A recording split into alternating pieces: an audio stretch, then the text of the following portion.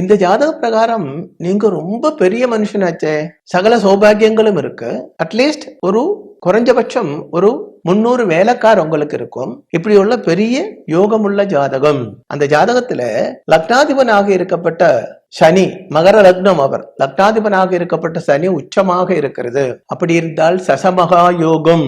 ஒரு கிராமம், ஒரு பட்டணம், ஒரு புறம், இதுக்கெல்லாம் அதிபனாக இருக்க வேண்டும்.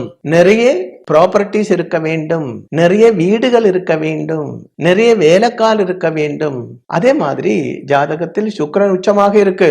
அப்படி இருந்தால் உங்களுக்கு நிறைய வாகனங்கள் இருக்க வேண்டும், நிறைய சொத்து, நல்ல ஆபரணங்கள், நல்ல வஸ்திரங்கள், நல்ல மனைவி, இப்படி எல்லாம் இருக்க வேண்டுமே. அப்படி இருக்கும்போது நீங்க எதுக்கு இப்படி சொன்னேன்? நான் ஒரு டாக்டரை பாக்குறதுக்கு ரோகம் உள்ளவன் போவாங்க, ரோகி தான் போகும். சாதாரண உள்ள ஆளுகள், ரோகம் இல்லாத ஆளுகள் டாக்டரை பாக்குறதுக்கு போறது ரொம்ப ரொம்ப ரேர் தான். என்னை பாக்குறதுக்கு வரப்பட்டவனோட ஜாதகங்கள் பார்த்தா அதுல ப்ராப்ளம்ஸ் இருக்கும்.